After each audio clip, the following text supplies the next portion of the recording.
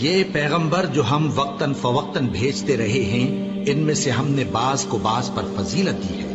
بعض ایسے ہیں جن سے اللہ نے گفتگو کی، اور بعض کے دوسرے امور میں مرتبے بلند کیے۔ اور عیسیٰ ابن مریم کو ہم نے کھلی ہوئی نشانیاں عطا کی اور روح القدس سے ان کو مدد دی۔ اور اگر اللہ چاہتا تو ان سے پچھلے لوگ اپنے پاس کھلی نشانیاں آنے کے بعد آپس میں نہ لڑتے، لیکن انہوں نے اختلاف کیا تو ان میں سے بعض تو ایمان لے آئے اور بعض کافر ہی رہے۔ اور اگر اللہ چاہتا تو یہ لوگ باہم جنگ و قتال نہ کرتے، لیکن اللہ جو چاہتا ہے کرتا ہے۔ اے ایمان والو، جو مال ہم نے تم کو دیا ہے اس میں سے اس دن کے آنے سے پہلے پہلے خرچ کر لو، جس میں نہ اعمال کا سودا ہو اور نہ دوستی اور سفارش ہو سکے، اور کفر کرنے والے لوگ ظالم ہیں۔ اللہ وہ معبود برحق ہے کہ اس کے سوا کوئی عبادت کے لائق نہیں، زندہ ہے، سب کو تھامنے والا، اسے نہ اونگ آتی ہے نہ نیند۔ جو کچھ آسمانوں میں اور جو کچھ زمین میں ہے سب اسی کا ہے۔ کون ہے کہ اس کی اجازت کے بغیر اس سے کسی کی سفارش کر سکے؟ جو کچھ لوگوں کے روبرو ہو رہا ہے اور جو کچھ ان کے پیچھے ہو چکا ہے اسے سب معلوم ہے، اور لوگ اس کی معلومات میں سے کسی چیز پر دسترس حاصل نہیں کر سکتے۔ ہاں، جس قدر وہ چاہتا ہے اسی قدر معلوم کرا دیتا ہے۔ اس کی بادشاہی اور علم آسمان اور زمین سب پر حاوی ہے، اور اسے ان کی حفاظت کچھ بھی دشوار نہیں۔ وہ بڑا عالی رتبہ ہے، جلیل القدر ہے۔ دین اسلام میں کوئی زبردستی نہیں ہے۔ ہدایت صاف طور پر ظاہر اور گمراہی سے الگ ہو چکی ہے۔ تو جو شخص بتوں سے اعتقاد نہ رکھے اور اللہ پر ایمان لائے، اس نے ایسی مضبوط رسی ہاتھ میں پکڑ لی ہے جو کبھی ٹوٹنے والی نہیں، اور اللہ سب کچھ سنتا ہے، سب کچھ جانتا ہے۔ جو لوگ ایمان لائے ہیں ان کا دوست اللہ ہے کہ اندھیرے سے نکال کر روشنی میں لے جاتا ہے، اور جو کافر ہیں ان کے دوست شیطان ہیں کہ ان کو روشنی سے نکال کر اندھیرے میں لے جاتے ہیں۔ یہی لوگ اہل دوزخ ہیں کہ اس میں ہمیشہ رہیں گے۔ بھلا تم نے اس شخص کو نہیں دیکھا جو اس غرور کے سبب سے کہ اللہ نے اس کو سلطنت بخشی تھی، ابراہیم سے اپنے پروردگار کے بارے میں جھگڑنے لگا؟ جب ابراہیم نے کہا میرا پروردگار تو وہ ہے جو زندگی دیتا ہے اور موت دیتا ہے، وہ بولا کہ زندگی اور موت تو میں بھی دے سکتا ہوں۔ ابراہیم نے کہا کہ اللہ تو سورج کو مشرق سے نکالتا ہے، آپ اسے مغرب سے نکال دیجیے۔ یہ سن کر وہ کافر ہکا بکا رہ گیا، اور اللہ بے انصافوں کو ہدایت نہیں دیا کرتا۔ یا اسی طرح اس شخص کو نہیں دیکھا جس کا ایک بستی پر جو اپنی چھتوں پر گری پڑی تھی گزر ہوا، تو اس نے کہا کہ اللہ اس کے باشندوں کو مرنے کے بعد کیوں کر زندہ کرے گا؟ تو اللہ نے اس کی روح قبض کر لی اور 100 برس تک اس کو مردہ رکھا۔ پھر اس کو جلا اٹھایا اور پوچھا تم کتنا عرصہ مرے پڑے رہے ہو؟ اس نے جواب دیا کہ 1 دن یا اس سے بھی کم۔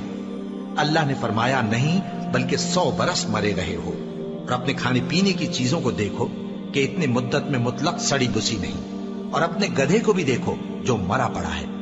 غرض ان باتوں سے یہ ہے کہ ہم تم کو لوگوں کے لیے اپنی قدرت کی نشانی بنائیں۔ اور ہاں، گدھے کی ہڈیوں کو دیکھو کہ ہم ان کو کس طرح جوڑے دیتے اور ان پر کس طرح گوشت پوست چڑھائے دیتے ہیں۔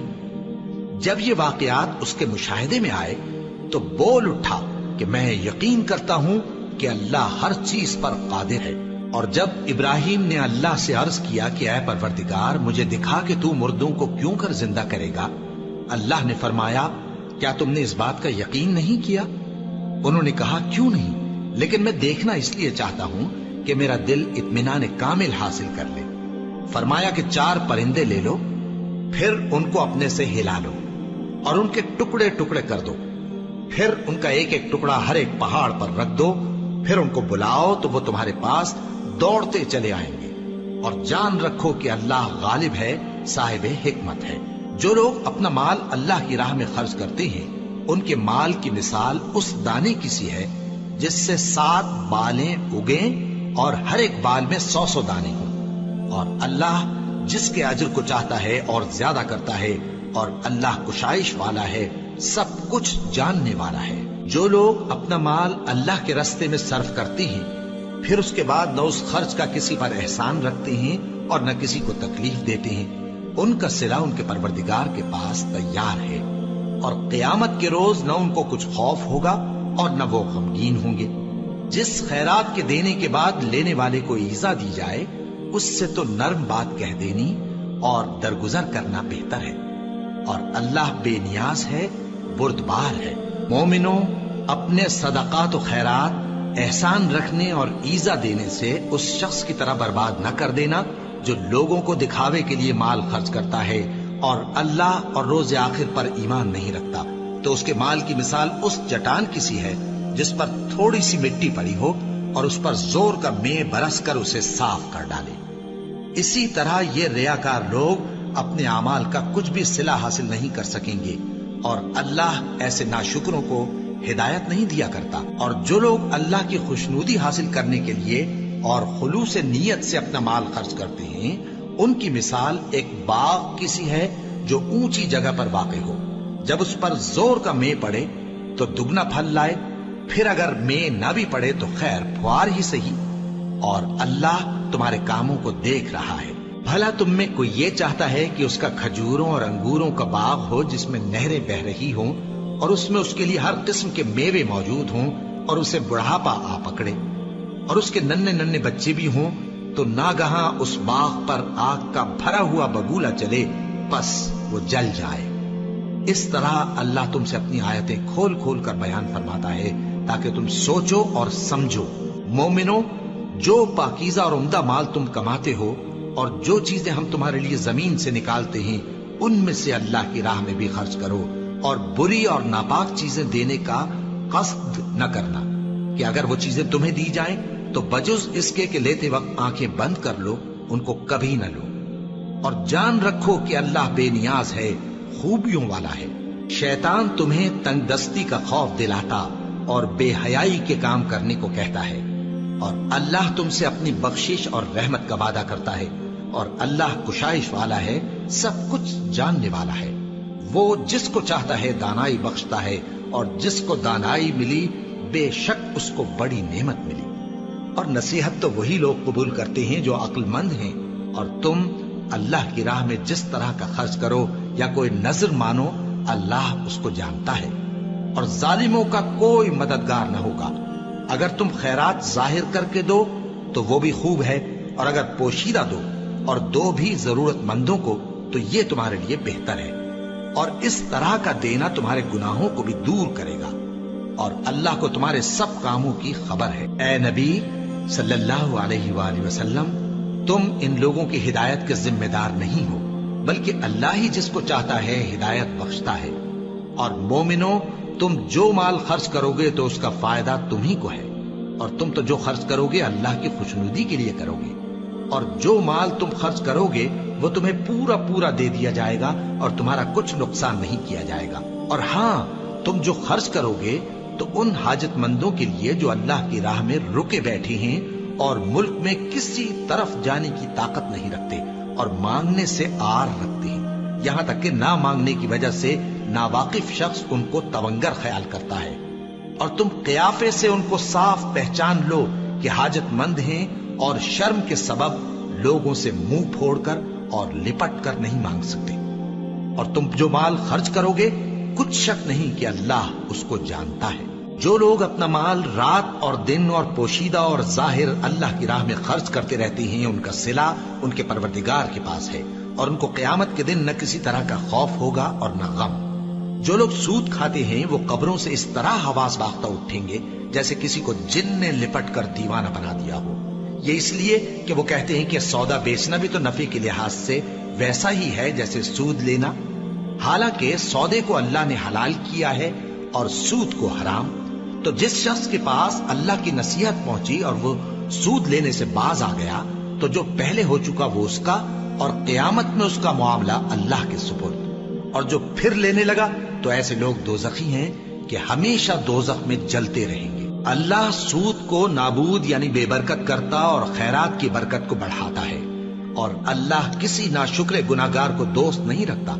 جو لوگ ایمان لائے اور نیک عمل کرتے اور نماز پڑھتے اور زکوٰۃ دیتے رہے، ان کو ان کے کاموں کا صلہ اللہ کے ہاں ملے گا، اور قیامت کے دن ان کو نہ کچھ خوف ہوگا اور نہ وہ غمناک ہوں گے۔ مومنو، اللہ سے ڈرو، اور اگر ایمان رکھتے ہو تو جتنا سود باقی رہ گیا ہے اس کو چھوڑ دو، پھر اگر ایسا نہ کرو گے تو تم اللہ اور اس کے رسول کی طرف سے اعلان جنگ سن لو، اور اگر توبہ کر لو گے اور سود چھوڑ دو گے تو تم کو اپنی اصل رقم لینے کا حق ہے، جس میں نہ اوروں کا نقصان اور نہ تمہارا نقصان۔ اور اگر قرض لینے والا تنگ دست ہو تو اسے کشائش کے حاصل ہونے تک مہلت دو، اور اگر زر قرض بخش دو تو وہ تمہارے لیے زیادہ اچھا ہے، بشرطے کہ سمجھو۔ اور اس دن سے ڈرو جبکہ تم اللہ کے حضور میں لوٹ کر جاؤ گے، اور ہر شخص اپنے اعمال کا پورا پورا بدلہ پائے گا اور کسی کو کچھ نقصان نہ ہوگا۔ مومنو، جب تم آپس میں کسی میعاد معین کے لیے قرض کا معاملہ کرنے لگو تو اس کو لکھ لیا کرو، اور لکھنے والا تم میں کسی کا نقصان نہ کرے بلکہ انصاف سے لکھے۔ نیز لکھنے والا جیسا اللہ نے اسے سکھایا ہے لکھنے سے انکار بھی نہ کرے اور دستاویز لکھ دے، اور جو شخص قرض لے وہی دستاویز کا مضمون بول کر لکھوائے، اور اللہ سے کہ اس کا مالک ہے خوف کرے، اور زر قرض میں سے کچھ کم نہ لکھوائے۔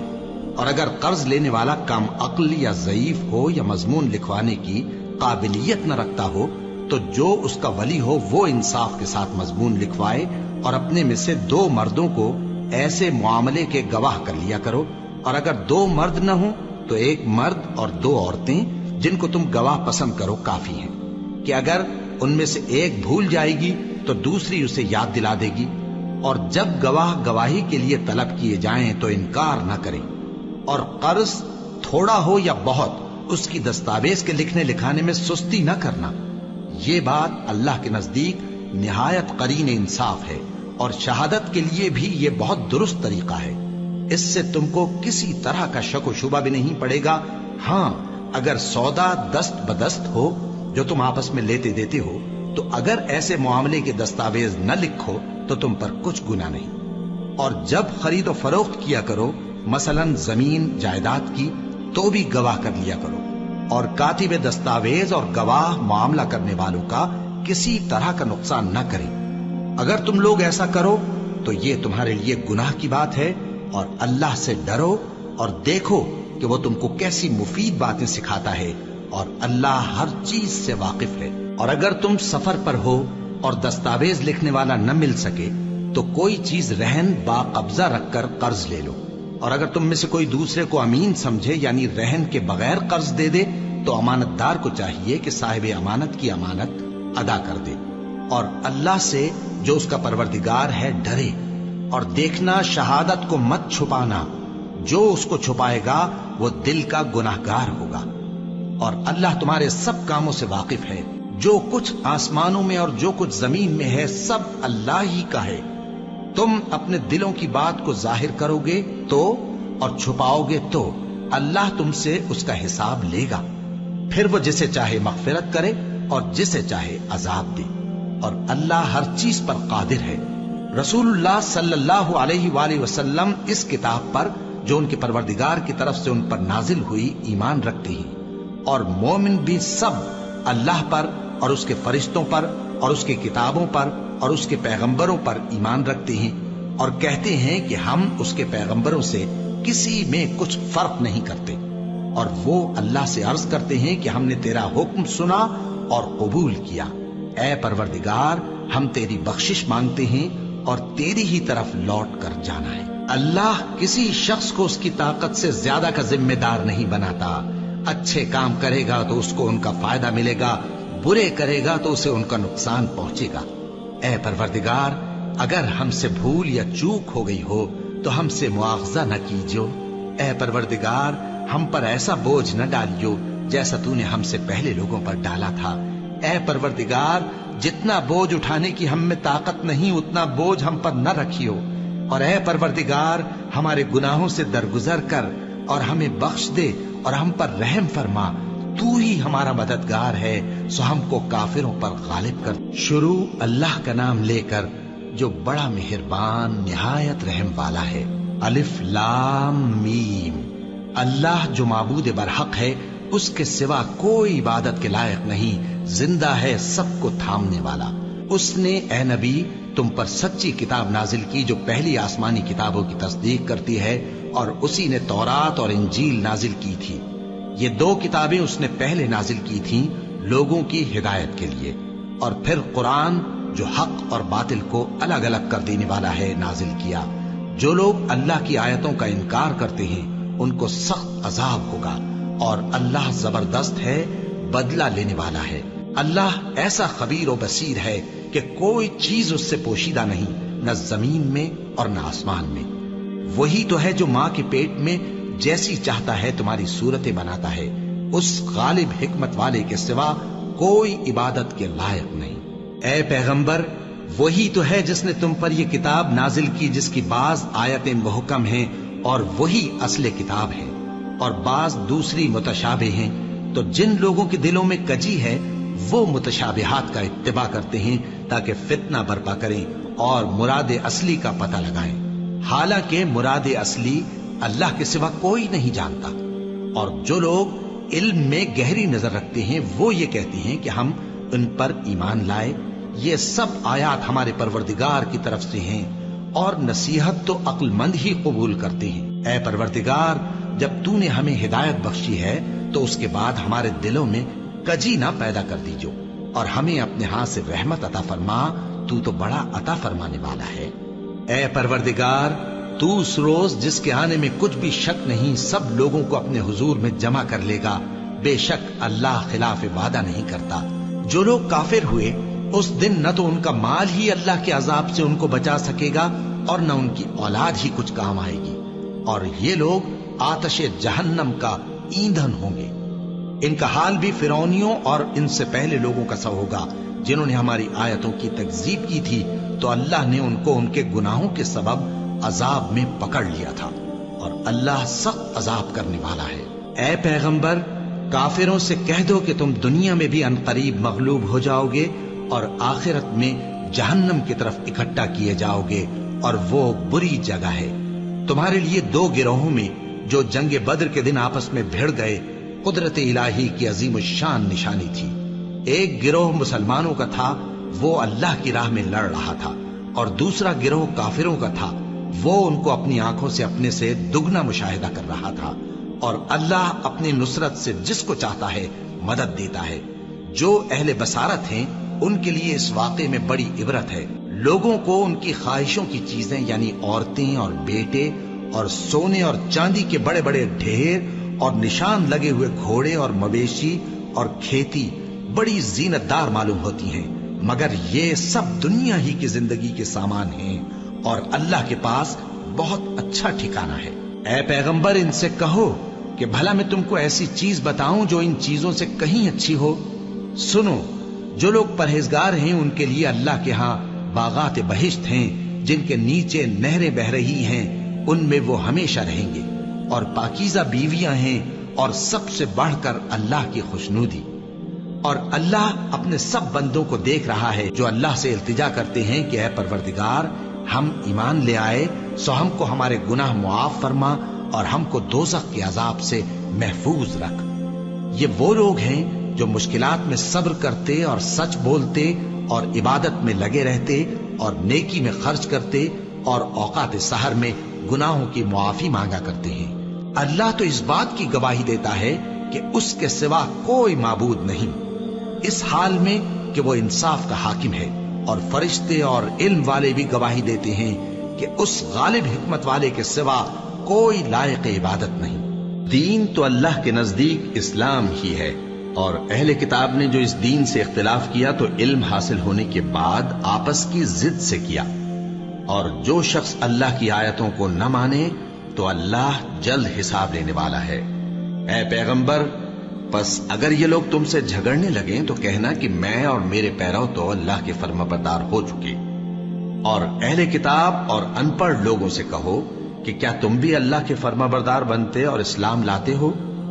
بس اگر یہ لوگ اسلام لے آئیں تو بے شک ہدایت پالیں، اور اگر تمہارا کہا نہ مانے تو تمہارا کام صرف اللہ کا پیغام پہنچا دینا ہے، اور اللہ اپنے بندوں کو دیکھ رہا ہے۔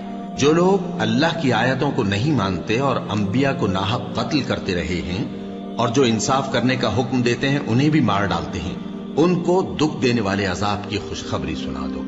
یہ ایسے لوگ ہیں جن کے اعمال دنیا اور آخرت دونوں میں برباد ہیں، اور ان کا کوئی مددگار نہیں ہوگا۔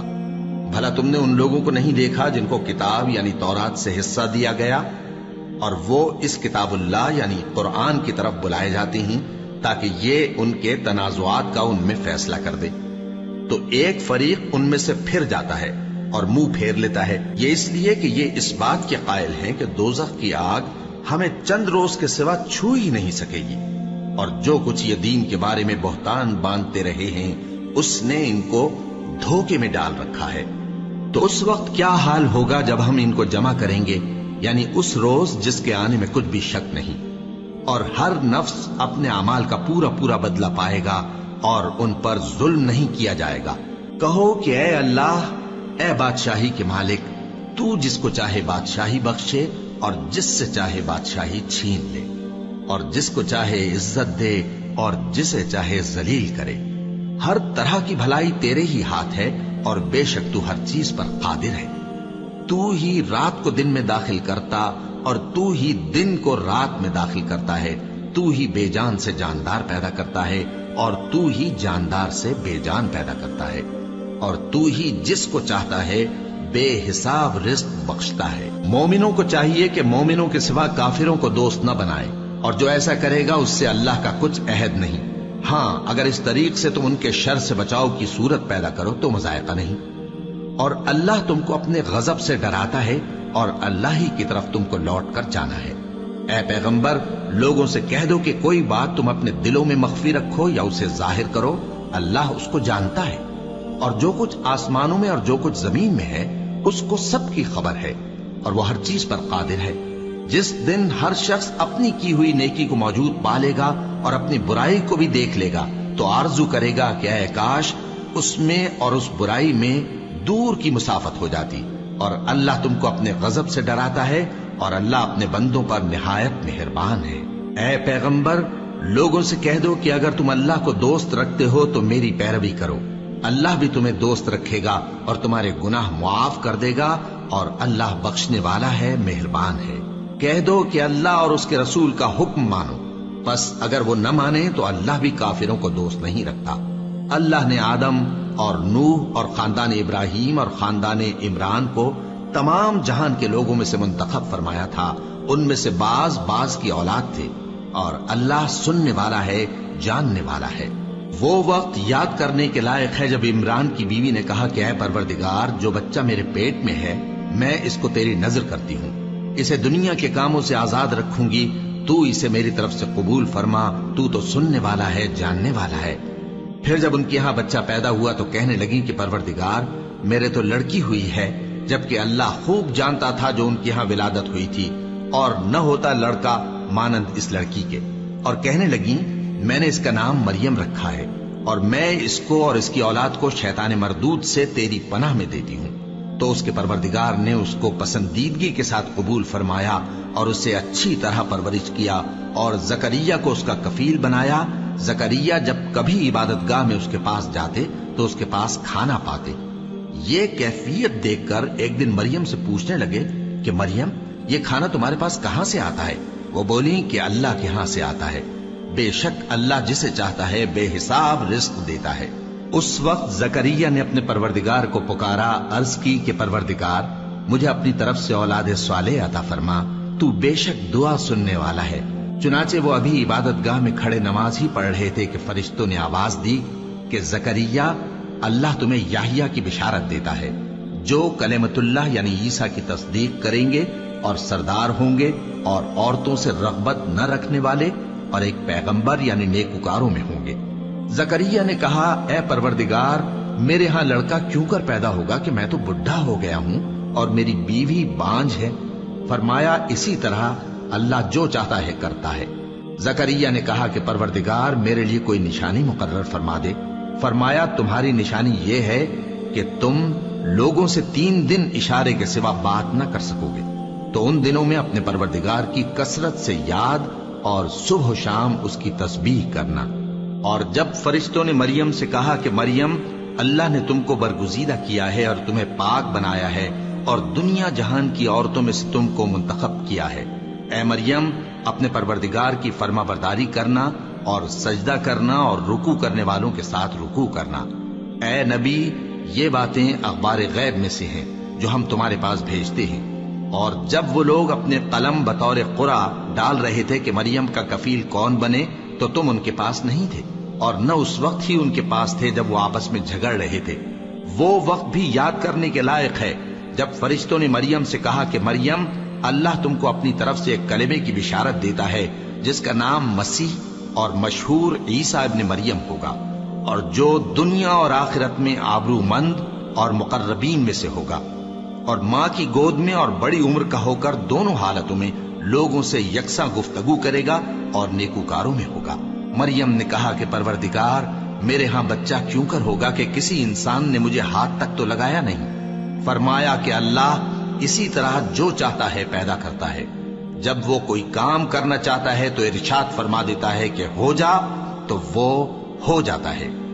اور وہ اسے کتاب و حکمت اور تورات اور انجیل کا علم عطا کرے گا، اور عیسیٰ بنی اسرائیل کی طرف پیغمبر ہو کر جائیں گے اور کہیں گے کہ میں تمہارے پاس تمہارے پروردگار کی طرف سے نشانی لے کر آیا ہوں، وہ یہ کہ تمہارے سامنے مٹی سے پرندے کی صورت بناتا ہوں، پھر اس میں پھونک مارتا ہوں تو وہ اللہ کے حکم سے سچ مچ پرندہ ہو جاتا ہے، اور پیدائشی اندھے اور ابرص کو تندرست کر دیتا ہوں، اور اللہ کے حکم سے مردوں کو زندہ کر دیتا ہوں، اور جو کچھ تم کھا کر آتے ہو اور جو اپنے گھروں میں جمع کر رکھتے ہو سب تم کو بتا دیتا ہوں۔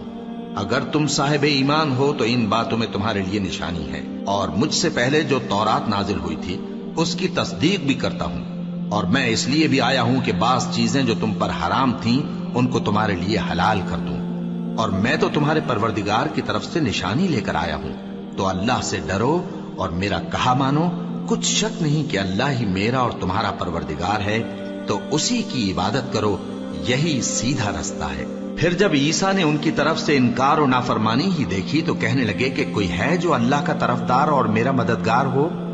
حواری بولے کہ ہم اللہ کے طرفدار اور آپ کے مددگار ہیں، ہم اللہ پر ایمان لائے اور آپ گواہ رہے کہ ہم فرما بردار ہیں۔ اے پروردگار، جو کتاب تو نے نازل فرمائی ہے ہم اس پر ایمان لے آئے اور تیرے پیغمبر کے متبع ہو چکے، تو ہم کو ماننے والوں میں لکھ رکھ، اور وہ یعنی یہود قتل عیسیٰ کے بارے میں ایک چال چلے، اور اللہ نے بھی عیسیٰ کو بچانے کے لیے تدبیر کی، اور اللہ بہترین تدبیر کرنے والا ہے۔ اس وقت اللہ نے فرمایا کہ عیسیٰ، میں تمہاری دنیا میں رہنے کی مدت پوری کر کے تم کو اپنی طرف اٹھا لوں گا اور تمہیں کافروں کی صحبت سے پاک کر دوں گا، اور جو لوگ تمہاری پیروی کریں گے ان کو کافروں پر قیامت تک فائق و غالب رکھوں گا۔ پھر تم سب میرے پاس لوٹ کر آؤ گے تو جن باتوں میں تم اختلاف کرتے رہے اس دن تم میں ان کا فیصلہ کر دوں گا۔ اب جو کافر ہوئے ان کو دنیا اور آخرت دونوں میں سخت عذاب دوں گا، اور ان کا کوئی مددگار نہ ہوگا۔ اور جو لوگ ایمان لائے اور عمل نیک کرتے رہے ان کو اللہ پورا پورا صلہ دے گا، اور اللہ ظالموں کو دوست نہیں رکھتا۔ اے نبی، یہ ہم تم کو اللہ کی آیتیں اور حکمت بھری نصیحتیں پڑھ پڑھ کر سناتے ہیں۔ عیسیٰ کا حال اللہ کے نزدیک آدم کا سا ہے کہ اس نے پہلے مٹی سے ان کو بنایا، پھر فرمایا کہ باشعور انسان ہو جا، تو وہ ویسے ہی ہو گئے۔ یہ بات تمہارے پروردگار کی طرف سے حق ہے، تو تم ہرگز شک کرنے والوں میں نہ ہونا۔ پھر اگر یہ لوگ عیسیٰ کے بارے میں تم سے جھگڑا کریں اس کے بعد کہ تم کو حقیقت معلوم ہو ہی چکی ہے، تو ان سے کہنا کہ آؤ ہم اپنے بیٹوں اور بیٹیوں کو بلائیں، تم اپنے بیٹوں اور بیٹیوں کو بلاؤ، اور ہم خود بھی آئیں اور تم خود بھی آؤ، پھر دونوں فریق اللہ سے دعا و التجا کریں، اس طرح جھوٹوں پر اللہ کی لعنت بھیجیں۔ یہ تمام بیانات صحیح ہیں، اور اللہ کے سوا کوئی معبود نہیں، اور بے شک اللہ غالب ہے، صاحب حکمت ہے۔ بس اگر یہ لوگ پھر جائیں تو اللہ مفسدوں کو خوب جانتا ہے۔ کہہ دو کہ اے اہل کتاب، جو بات ہمارے اور تمہارے دونوں کے درمیان یکساں تسلیم کی گئی ہے اس کی طرف آؤ، وہ یہ کہ اللہ کے سوا ہم کسی کی عبادت نہ کریں اور اس کے ساتھ کسی چیز کو شریک نہ بنائیں، اور ہم میں کوئی کسی کو اللہ کے سوا اپنا کارساز نہ سمجھے۔ پھر اگر یہ لوگ اس بات کو نہ مانیں تو ان سے کہہ دو کہ تم گواہ رہو کہ ہم اللہ کے فرما بردار ہیں۔ اے اہل کتاب، تم ابراہیم کے بارے میں کیوں جھگڑتے ہو؟ حالانکہ تورات اور انجیل ان کے بعد اتری ہیں اور وہ پہلے ہو چکے، تو کیا تم عقل نہیں رکھتے؟ دیکھو، ایسی بات میں تو تم نے جھگڑا کیا ہی تھا جس کا تمہیں کچھ علم تھا بھی، مگر ایسی بات میں کیوں جھگڑتے ہو جس کا تم کو کچھ بھی علم نہیں؟ اور اللہ جانتا ہے اور تم نہیں جانتے۔ ابراہیم نہ تو یہودی تھے اور نہ عیسائی، بلکہ سب سے بے تعلق ہو کر ایک اللہ کے ہو رہے تھے اور اسی کے فرما بردار تھے اور مشرکوں میں نہ تھے۔ ابراہیم سے زیادہ قرب رکھنے والے تو وہ لوگ ہیں جو ان کی پیروی کرتے رہے، اور یہ پیغمبر آخر الزماں صلی اللہ علیہ وآلہ وسلم اور وہ لوگ جو ایمان لائے ہیں، اور اللہ مومنوں کا کارساز ہے۔ اے اہل اسلام، بعض اہل کتاب اس بات کی خواہش رکھتے ہیں کہ کسی طرح تم کو گمراہ کر دیں، حالانکہ یہ تم کو کیا گمراہ کریں گے، اپنے آپ کو ہی گمراہ کر رہے ہیں اور نہیں جانتے۔ اے اہل کتاب، تم اللہ کی آیتوں سے کیوں انکار کرتے ہو اور تم تورات کو مانتے تو ہو؟ اے اہل کتاب، تم سچ کو جھوٹ کے ساتھ خلط ملط کیوں کرتے ہو اور حق کو کیوں چھپاتے ہو جبکہ تم جانتے بھی ہو؟ اور اہل کتاب کا ایک گروہ اپنے آدمیوں سے کہتا ہے کہ جو کتاب مومنوں پر نازل ہوئی ہے اس پر دن کے شروع میں تو ایمان لے آیا کرو اور اس کے آخر میں انکار کر دیا کرو، تاکہ وہ اسلام سے برگشتہ ہو جائیں اور اپنے دین کے پیروں کے سوا کسی اور کی بات کا یقین نہ کر لینا۔ اے پیغمبر، کہہ دو کہ ہدایت تو اللہ ہی کی ہدایت ہے۔ وہ یہ بھی کہتے ہیں، یہ بھی نہ ماننا کہ جو چیز تم کو ملی ہے ویسی کسی اور کو بھی مل سکتی ہے، ورنہ وہ تم پر تمہارے رب کے روبرو حجت قائم کر دیں گے۔ اے پیغمبر، کہہ دو کہ بزرگی اللہ ہی کے ہاتھ میں ہے، وہ جسے چاہتا ہے دیتا ہے، اور اللہ کشائش والا ہے، علم والا ہے۔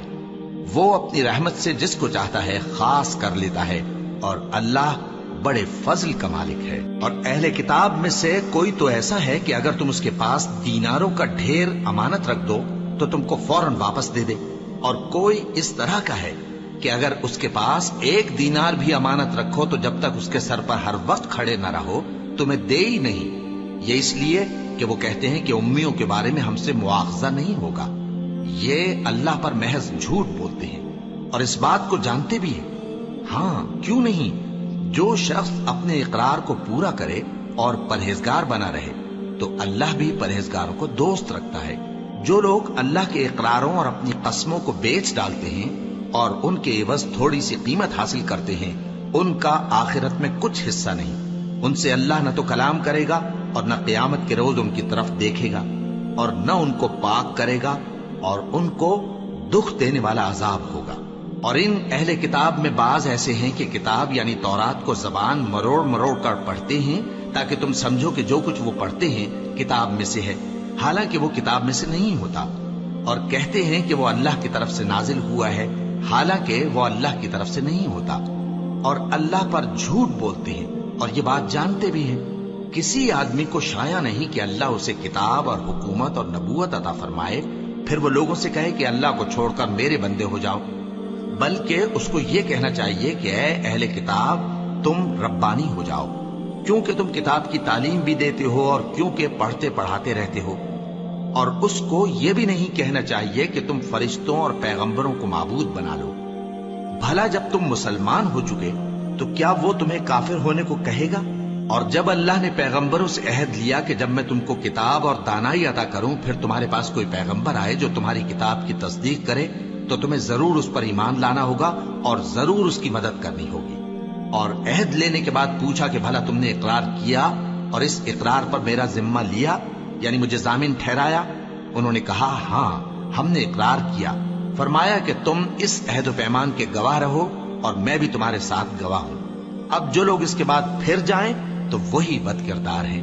پھر کیا یہ کافر اللہ کے دین کے سوا کسی اور دین کے طالب ہے؟